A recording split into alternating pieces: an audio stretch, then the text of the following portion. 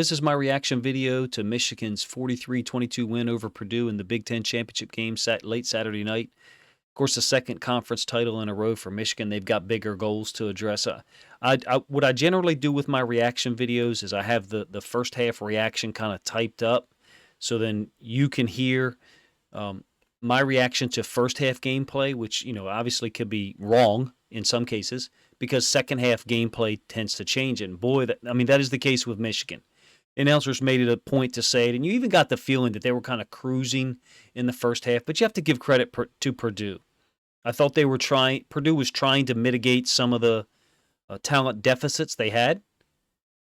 Because let's be honest, Michigan is incredibly deep. They have playmakers at many more spots on the field than Purdue does. I mean, offensively and defensively.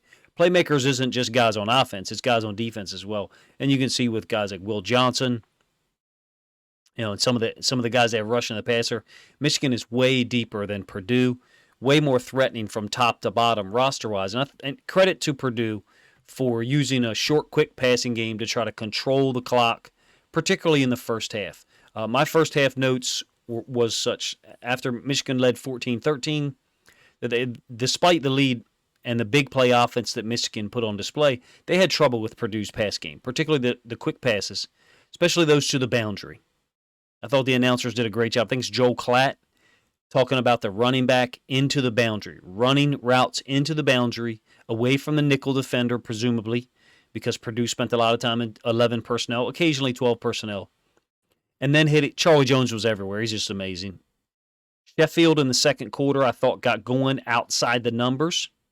At one point, Aiden O'Connell was 16 for 18 passing, and one of those two incompletions was a throwaway. So pretty amazing efficiency, if you ask me. I thought as the game went on, he became less and less efficient. I'm not sure whether that was pressure from Michigan or it was coverage dictated. I didn't think Michigan's offense played a complete game in the first half. I would say they had plenty to be disappointed out, and they did have some big plays, including the initial touchdown pass to the tight end up the left sideline on like a wheel route, on a design play. I think that was to finish their first drive. But overall, Purdue had 40 offensive plays in the first half compared to 26 for Michigan. Just watching last week's game against Ohio State and then this week's game against Purdue, Michigan is such a big play offense. Obviously, Donovan Edwards is a big part of that, but there's other guys who get involved as well, to be honest with you. I can't wait till the college football playoff, to be honest with you.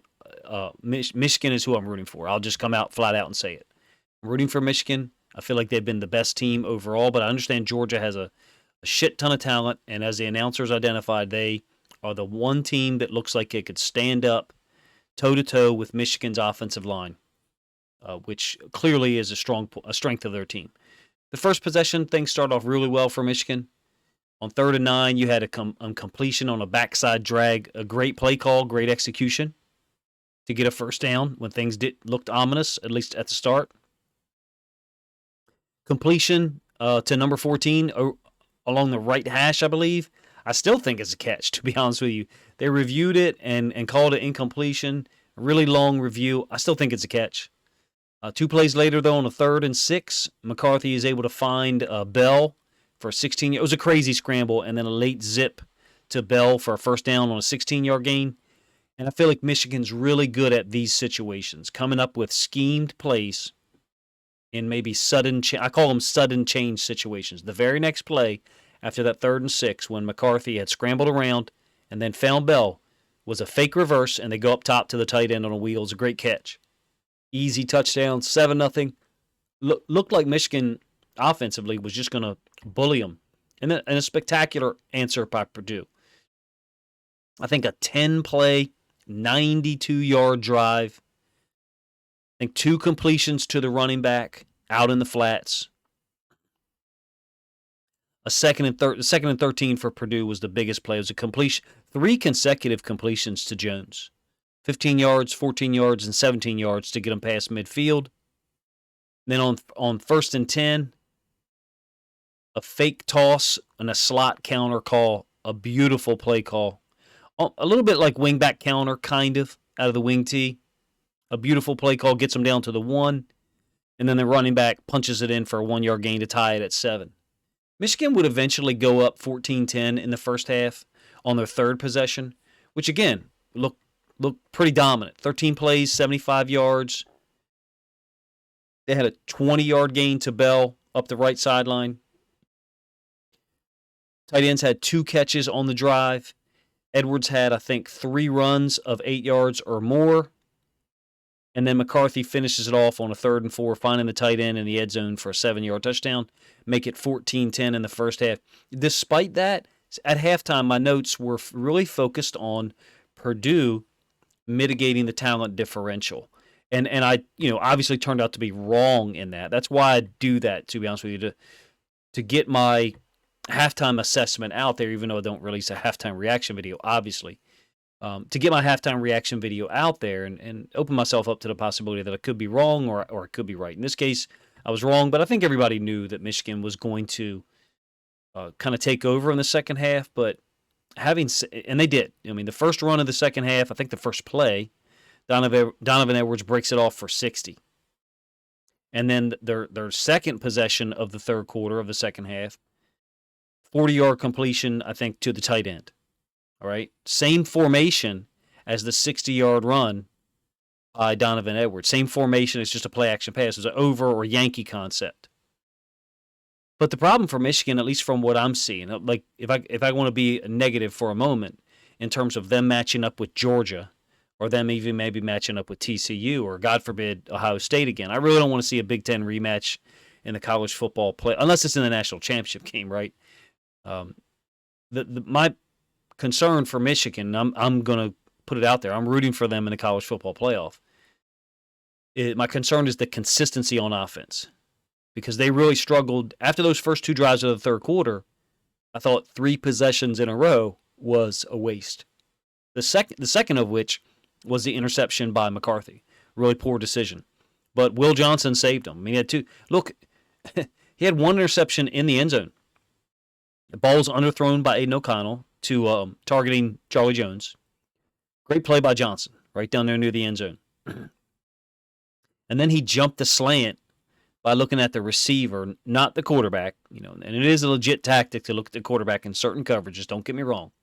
But Johnson jumped that slant and gives Michigan the short field. They get the ball on the 16-yard line, and they take advantage and get a touchdown. Basically put the game away at that point. I'm not sure that their offense can play in the same manner against a Georgia or even maybe Ohio State again. I mean, is Ohio State going to make the same mistakes defensively in terms of creating 2-gap bubbles for runs, basic run plays to pop big that should only be 5, 6, 8-yard gains? Edwards had a 60-yard run on a duo concept or down concept. He also had a 27-yard touchdown run, amazing touchdown run. I think it was a split zone concept. He split one tackler, juked another, and then runs through an arm tackle. Really a statement run to go up 20-13, and then the offense disappears for 3 possessions. But I think that's the thing when you're facing great teams like Michigan, Georgia. Both of those teams appear capable of winning a national title to me. The defense can make plays. The defense has playmakers, and that was the clear difference between Michigan and Purdue tonight is that Purdue didn't have playmakers on defense like Georgia had at all. Georgia had multiple guys who could make plays, who could get sacks, and then they had the big play offense. Will that be enough when they have to go face a Georgia or someone like that? I don't know. The offense going silent in the second half when they're normally dominant kind of concerns me. Again, they went after the second touchdown, 27-yard touchdown run by Edwards, I think puts them up 28-13, I believe. Then they go 3 and out. Then the next possession, they get 1 first down and McCarthy throws an interception. The third possession after they go up 28-13 was that weird non-call on what looked like to me it looked like an obvious face mask. I think it was a D tackle or D end who had run out there on McCarthy. Concerning to me that the offense kind of disappeared for better part of almost an entire quarter. Anyway, that all changed after Purdue gets to win the 28-19, and they even get the ball back, down in their own red zone and Will Johnson's second interception, hands them the ball, and then an amazing throw by McCarthy to Bell. It was a post flat, so Bell was the number one receiver to the left. It was a post. The tight end runs a flat route that clears out the safety. I feel like Purdue got manipulated there a little bit, and I think McCarthy knew the coverage. I think he knew that it was possible they would play that coverage, probably from film study and maybe, being taught something by the coaches or even communicated something pre-snap. A great catch by Bell in the back of the end zone. Just a fantastic throw from McCarthy. Michigan's just a deeper, more talented team. And credit to Purdue for keeping it close for a while, but you kind of knew that, that's where the score was going to go eventually. The depth of this team is what reminds me of a national championship team. And the physical, athletic, and versatile offensive line. They execute multiple concepts, multiple techniques in terms of the offensive line. And I'm interested to see how they match up with Georgia. I hope that's the matchup we get, but it was a long way to go, until then, as the semifinal games aren't until New Year's Eve. The big playability on offense is certainly something you can rest on, that you're going to generate 2 or 3 or more of those per game. I'm not there has to be a point at which the talent differential becomes almost equal and you're generating less and less big plays. And again, that would be like against a Georgia, maybe even a TCU. And then the toughness of this defense. I think that is the thing that really sticks out for me in terms of comparing them to comparing them to even last year's team. The defense has playmakers at all 3 levels. Of course, they're missing Aiden Hutchinson, David Ojabo from last year's team. That sounds kind of crazy. This, to me, looks like a group that can get the job done. McCarthy's playmaking ability is the part that intrigues me. They covered it very well live. I thought the announcing crew did an awesome job, that he has not made mistakes in a long time. And that interception today was apparently uncharacteristic. His athleticism, his ability to extend plays is unique and helps this offense. I felt like they held back a little bit on certain things in the first half and then went to those things directly in the second half, and that's why you saw big plays. That's why you saw big plays generated maybe against Ohio State too. I can't wait to get a look at the entire film once Big Ten Network Plus, posts it up. Usually takes about 24 hours or something like that. Let me know what you think of Michigan's performance, how they were able to pull away in the second half. Aiden O'Connell, Charlie Jones, Sheffield, those guys, they deserve credit. But there just was not enough guys, to stand up to Michigan over the course of an entire 60-minute game. Credit to Harbaugh and his staff for not panicking. Only up 14-13 at the half, when everybody else in the college football, universe, except for Georgia, is getting upset or getting beat. Let me know what you think about the college football playoff, who you would like to see. That's the group that I think should be put out there. Georgia and Ohio State, and then Michigan and TCU. I'm not sure how you can justify USC, Alabama, some of those other teams being talked about.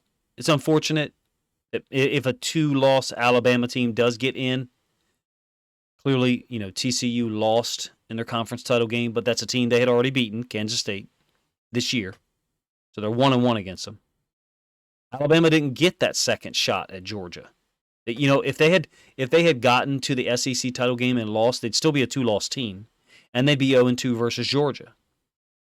If Alabama had made it to the SEC title game and they beat Georgia, well, we wouldn't be having this conversation about them being a 2-loss team. It would be Georgia and Alabama would both be in as 1-loss teams. But point being, they are a 2-loss team, and they didn't get into their conference championship game. Ohio State didn't either, but they're a 1-loss team. I think this is the right group for matchups, to be honest with you, but I understand if you have a different perspective. Maybe some people want to see Michigan, Ohio State play each other in the semifinals. I'd like to see the 2 undefeated teams, Michigan and Georgia, be 1-2. I think that makes sense. They have to be. And TCU was ranked higher than Ohio State coming into this week. Ohio State clearly didn't play. Does Ohio State beat Kansas State? Well, yeah, I guess they'd be favored, but you have to play the game. And I'm not going to use Nick Saban's justification for ranking Ohio State above TCU. I think TCU's had a better season, looked at overall, and unfortunately they lost in their conference title game. Let me know what you think of my reaction video, some of my thoughts. I think this Michigan team is set up to be a Big Ten national championship team. I think they can stand up to Georgia, and their big play. They're not going to generate as many big plays against the Georgia defense, though. They're just not. You could probably cut in half the number of big plays they're going to generate in terms of how many they generated tonight against Purdue. Give credit to Purdue and Jeff Brom. Those guys are tough, smart. Charlie Jones going to play on Sundays. I mean, for real. Aiden O'Connell is going to get paid by somebody. He's going to be on somebody's roster. You know, who knows how you project, starter for him or Jones or backup or practice squad guy for Jones. Who knows?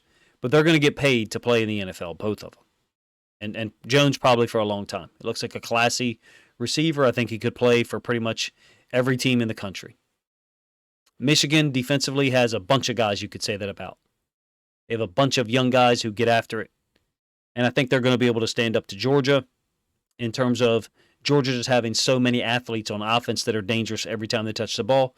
Michigan has guys who can cover. You can even kind of look at the film from last year to see who graduated and who remains for Michigan, and hopefully be able to, if you're a Michigan fan, justify, in your brain that you think Michigan will be able to stand up to them. Let me know what you think of those thoughts, what you think of Michigan's win and ability to pull out this one in the second half. Once again,